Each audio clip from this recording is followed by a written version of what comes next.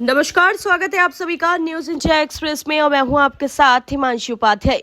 देश के लगभग 5 करोड़ से अधिक जनसंख्या वाली इदरीसी बिरादरी आजादी के 76 वर्ष बाद भी सामाजिक शैक्षिक रूप से अत्यधिक पीड़ित हुई है। 1965 की जंग में पाकिस्तान की सेना को नेस्तनाबूद करने वाले परमवीर चक्र विजेता शहीद वीर अब्दुल हमीद जो इसी बिरादरी के सपूत हैं, उनके याद में वर्ष 1971 में सामाजिक संस्था अंजुमन इदरीसिया का गठन किया गया था। ये संस्था विगत 52 वर्षों से इदरीसी बिरादरी के सामाजिक एवं शैक्षिक स्तर को ऊंचा उठाने के लिए एवं राष्ट्र हित के कार्यों को अंजाम देने के लिए कोशिश कर रही है। इस संस्था के तत्वाधान में प्रत्येक वर्ष वीर अब्दुल हमीद शहीद दिवस के अवसर पर देश के विभिन्न राज्यों में शहीद दिवस कार्यक्रमों का आयोजन किया जाता है, जिससे युवा वर्ग में देशभक्ति एवं राष्ट्रहित के दायित्वों का संचार हो सके। अंजुमन इदरीसिया केंद्र सरकार और दिल्ली सरकार से अपनी निम्न मांगों को पूरा किए जाने की मांग करती है। आपको बता दें, उन्होंने 5 मांगे अपनी रखी हैं। उन मांगों में जो मांगे हैं हम आपको वो बताने जा रहे हैं। उन मांगों में है, पहली मांग जो आती है, अंजुमन इदरीसिया केंद्र सरकार द्वारा 123वें संविधान के द्वारा पिछड़ा वर्ग आयोग को संवैधानिक जो दिए जाने का स्वागत करती है और केंद्र सरकार द्वारा जस्टिस जी रोहिणी की अध्यक्षता में पिछड़ी जातियों के वर्गीकरण हेतु गठित आयोग से मांग करती है। पिछड़ी जाति इदरीसी यानी कि मुसलमान दर्जी को ओबीसी की केंद्रीय सूची में अत्यधिक पिछड़ी श्रेणी में रखा जाए, जिससे इस पिछड़ी जाति को भी आरक्षण का समुचित लाभ मिल सके। दूसरी मांग इनकी है, अंजुमन इदरीसिया दिल्ली सरकार से ये मांग करती है कि वो पिछड़ा वर्ग आयोग दिल्ली की पिछड़ी जाति की सूची में उत्तर प्रदेश सरकार द्वारा जारी शासनादेश संख्या 1556/17B/11/2002 दिनांक 21 अगस्त 2002 में अनुसूचित 1 धारा 2 के क्रमांक 28 पर दर्जी इदरीसी की तरह दिल्ली पिछड़ी जाति आयोग में मुसलमान दर्जी के साथ इदरीसी शब्द को भी दर्ज करने को आदेशित करने की कृपा करें। तीसरी मांग जो इनकी है वो है, सिलाई के पेशे को दस्तकारी यानी कि हस्तशिल्प का दर्जा देते हुए केंद्र और दिल्ली सरकार इदरीसी बिरादरी को रेडीमेड वस्त्र उद्योग प्रारंभ करने के लिए ब्याज रहित ऋण प्रदान करने और सरकार द्वारा रेडीमेड वस्त्रों यानी कि ड्रेस आदि की सप्लाई के ठेकों में इदरीसी बिरादरी को वरीयता दिए जाने की मांग करती है। चौथी इनकी जो मांग है वो है, सरकार परमवीर चक्र विजेता वीर अब्दुल हमीद को श्रद्धांजलि अर्पित करने के लिए देश में किसी विश्वविद्यालय का नामांकन उनके नाम पर करे और दिल्ली के मुस्लिम बहुमूल्य क्षेत्रों में वीर अब्दुल हमीद के नाम से एक शिक्षण संस्थान प्रारंभ करे। जो 5वीं इनकी मांग है वो सबसे बड़ी मांग है और ये इनकी एक आखिरी मांग है। 1965 के भारत पाक युद्ध के इस महानायक के जीवन के संरक्षण को संरक्षित रखने के लिए वीर अब्दुल हमीद संग्रहालय बनाने हेतु किसी भवन में कक्ष का आवंटन करे, जिससे सामाजिक संस्था अंजुमन इदरीसिया जो विगत 52 वर्षों से इस महान विभूति को वीरता का जनमानस के प्रचार प्रसार कर रही है, उनसे जुड़ी स्मृतियों को सुरक्षित रखा जा सके। ये इनकी मांगे हैं। तो अब देखते हैं कि इनकी मांग जो है वो कब तक पूरी होती है। क्या इदरीसी समाज ये जो मांग कर रहा है, इनकी ये जो मांगे हैं सामाजिक एवं शैक्षिक उत्थान के लिए, ये पूरी होती है या नहीं।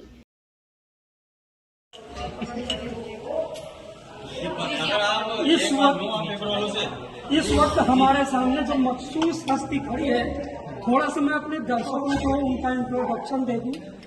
1965 के भारत पाक युद्ध के हीरो, खेमकरण के विख्यात योद्धा, परमवीर चक्र विजेता, क्वार्टर मास्टर हवलदार वीर अब्दुल हमीद के पोते जैनुल हसन साहब, डॉक्टर जावेद। तो आप उनके भी बेटी? मैं पौत्र हूं। अच्छा, उनके पौत्र, ठीक है। डॉक्टर जावेद साहब मौजूद हैं उसी फैमिली से। हम इनसे जानने की कोशिश करते हैं। इस तरह का जो प्रोग्राम आज वीर अब्दुल हमीद का हुआ, उसमें मैंने देखा कि वक्ताओं ने वीर अब्दुल हमीद के ऊपर कम रोशनी डाली, ज्यादातर शिक्षा की जरूरत पर जोर दिया। कोई खास वजह? नहीं, ऐसा नहीं है। ये जो शहादत दिवस मनाया गया था, दोनों का मकसद हम लोग का पहले ग्रैंडफादर के शहादत के बारे में बताना, लोगों के अंदर उनके जज्बे को लोगों तक पहुंचाना, ये मकसद था। साथ में एजुकेशन पे फोकस किया गया। मैं ज्यादा वक्त नहीं लूंगा, 2 सवाल और है मेरे। हाँ जी। मैं एक चीज तो ये जानना चाहता हूँ कि आजादी के फौरन बाद 1948 में पहले कबीलाई हमले के पाकिस्तान की तरफ से जो हुआ था, एक और मुस्लिम योद्धा जो पसमानदा समाज का आता है, ब्रिगेडियर उस्मान साहब। हाँ जी, गाजीपुर से थे जी, उत्तर प्रदेश के वो भी थे। जी। वो शहीद हुए। उसके 16 साल के बाद में ये 1965 का परमवीर चक्र विजेता, जिनकी वजह से कौम की सुरखरू हुई, भारत सरकार भी गौरवान्वित हुई, हर वर्ग के हीरो बने। फिर 58 साल बीत गए और कोई भी वीर अब्दुल हमीद या ब्रिगेडियर उस्मान पैदा नहीं हुआ। इसके लिए क्या मतलब किसको जिम्मेदारी देते हैं? देखिए, ये फोर्स का हमारा काम है और उस समय जब लड़ाइयाँ ज़्यादा होती थी, आप देख लीजिए 1962 का चाइना युद्ध, 1965 का भारत पाक युद्ध, 1971 में फिर भारत पाक युद्ध, ये ज़्यादा से ज़्यादा उस समय युद्ध हुआ करते थे और ऐसे बहादुर योद्धा पैदा होते थे। अब लड़ाइयाँ पहले से कम हो गई हैं और उस तरह से लड़ाई नहीं हुई है जिस तरह से भारत पाकिस्तान का लड़ाई हुआ था, चाइना के साथ भी और भारत का लड़ाई पाकिस्तान के साथ। मैं एक सवाल ये भी पूछूंगा, अभी आपने कहा युद्ध नहीं हुए, युद्ध तो उसके बाद भी हुए हैं कबीलाई, लेकिन मैं एक चीज जानना चाहूंगा कि एक आरोप लगता आया है कि आर्मी में मुस्लिम बहुत कम है, हकीकत क्या?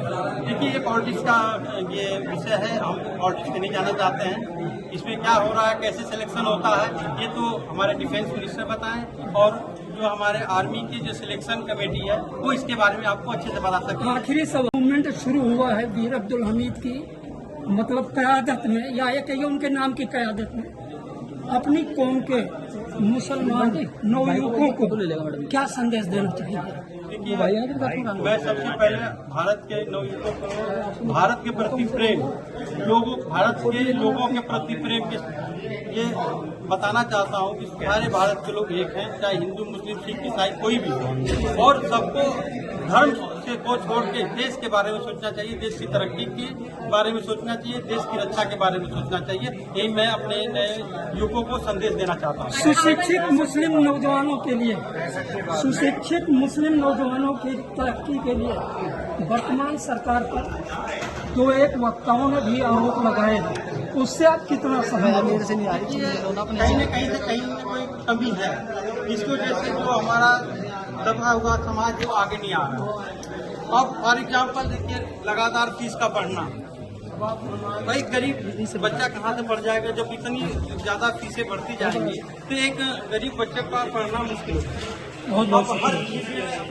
हर फील्ड में, चाहे इंजीनियरिंग की फील्ड हो, मेडिकल का फील्ड हो या हमारा ग्रेजुएशन हो, हर तरह से हमारी फीसें लगातार बढ़ती जा रही हैं और फीस के बढ़ने की वजह से गरीब बच्चा पढ़ने में असक्षम है। सर, अब्दुल हमीद का जो सिलेबस था 6ठी क्लास में उत्तर प्रदेश सरकार ने वो हटा दिया गया है। हाँ, ये बहुत शर्म की बात है कि मेरे ग्रैंडफादर वीर अब्दुल हमीद का चैप्टर हटा दिया गया है। मैं गुजारिश करूंगा योगी सरकार से कि आप हमेशा देशभक्ति की बात करते हैं, आप इस पर भी एक बात सोचें और मेरे ग्रैंडफादर के नाम को फिर से आगे बढ़ाने की कोशिश करें और एक चैप्टर फिर से शुरू किया है। एक तरफ तो सरकार मुस्लिम पसमानदा के लिए आवाज उठाने की बातें कर रही है, मोदी जी कह रहे हैं कि सबका साथ सबका विकास, और उन्होंने अपने बयान में कहा कि मुस्लिम पसमानदा समाज जो है उसको मुख्य धारा से जोड़ने की जरूरत है। देखिए, एक कहना और करना दोनों में फर्क है।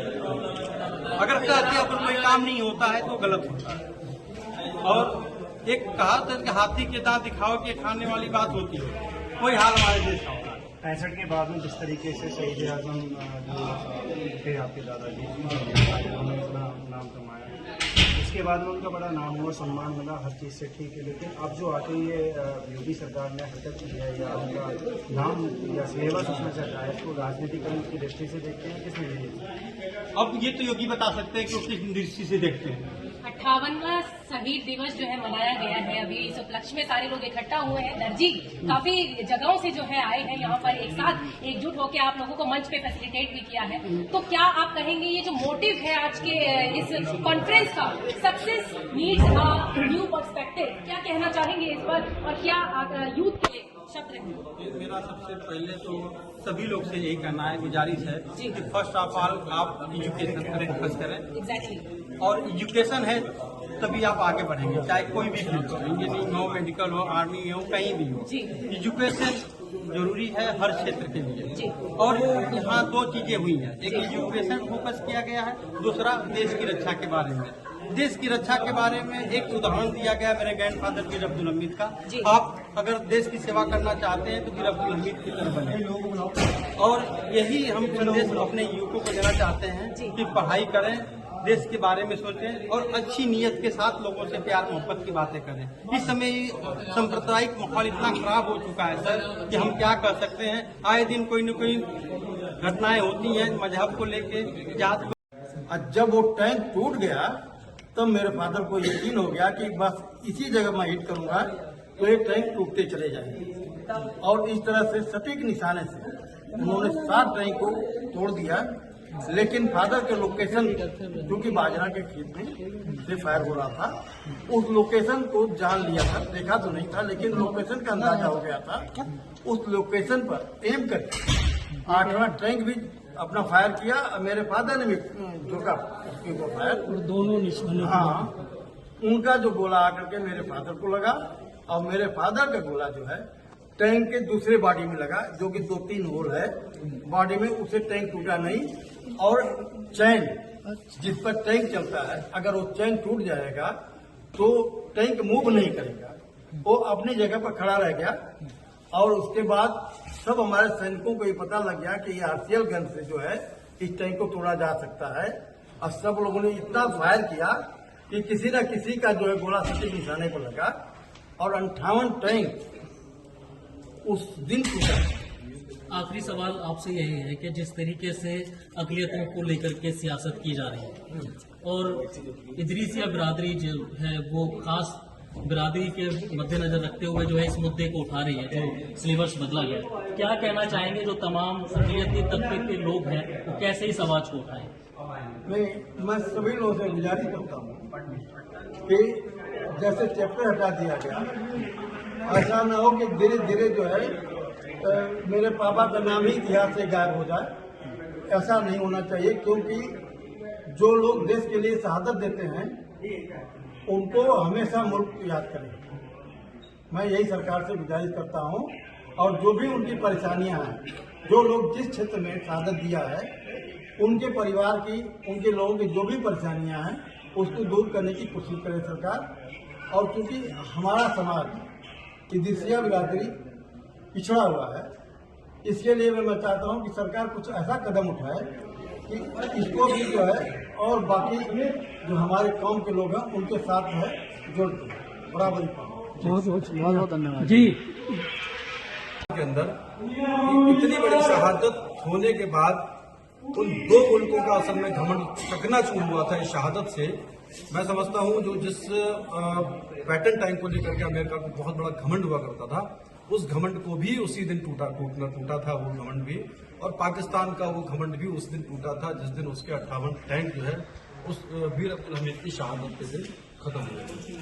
दरअसल मकसद ये है हमारा इतनी बड़ी शहादत को याद करने का, क्योंकि देश के अंदर इस वक्त हम जो देख रहे हैं माहौल, तो कहीं ना कहीं ऐसे शहीद, चाहे वो किसी जाति किसी धर्म से आ रहे हो, लेकिन कहीं ना कहीं शहीदों की हमने वो लोगों को देखा कि लोग उनको याद नहीं कर पा रहे हैं। तो हमने एक ऐसा बीड़ा उठाया, अंजुमन इदरीसिया ने, हमारे बुजुर्गों ने ऐसा बीड़ा उठाया कि इतनी बड़ी शहादत हमारे देश के लिए दी गई है, उसको हम लगातार, क्योंकि शहीद वीर अब्दुल हमीद साहब जो है इदरीसी बिरादरी से ही ताल्लुक रखते थे, वो हमारी इदरीसी बिरादरी से ही थे, इस वजह से हमने उसकी जिम्मेदारी संभाली है। हमारे बुजुर्गों ने वो किया और आज अल्हम्दुलिल्लाह हमारी नौजवान पीढ़ी भी उसको, हम सब लोग मिलकर के उसको करने की कोशिश कर रहे हैं। क्योंकि इस शहादत को अभी जैसा कि बताया, शहीद वीर अब्दुल हमीद साहब के साहबजादे मेरे साथ खड़े हैं। ये हमारी खुशकिस्मती है कि वो अभी इस वक्त हमारे साथ मौजूद हैं, इस प्रोग्राम में वो शामिल रहे हैं। और उनकी जो पीड़ा अभी हमने आप ये सुनी, उन्होंने जिस तरह से बताया कि उत्तर प्रदेश के उस चैप्टर को, जिस चैप्टर पे हम लोगों ने हमेशा 5वीं 6वीं में हमने खुद पढ़ा है उत्तर प्रदेश में, उस किताब के उस इतिहास से अगर वीर अब्दुल हमीद ऐसी शहादत को अगर गुमनामी के अंधेरे में ले जाने की कोशिश की जाए तो ये कहीं ना कहीं देश के लिए बहुत बड़ा घातक है। क्योंकि ऐसी शहादत से अगर बच्चे चैप्टर उस पर पढ़ करके, उस शहादत को पढ़ करके ही अपना एक जज्बा पैदा होता है बचपन से, और देश के लिए शहादत देने के लिए कुर्बानी का जो जज्बा पैदा होता है, मैं समझता हूँ वो बहुत बड़े मोटिवेट करने वाली चैप्टर था। उसको हटाना मैं समझता हूँ बहुत बड़ा घिनौना काम कर देता हूँ मैं उसको, क्योंकि ये नहीं होना चाहिए। सिर्फ एक सवाल, 24 के चुनाव आने वाले हैं, क्या ये चुनावी मुद्दा रहेगा कमर साहब?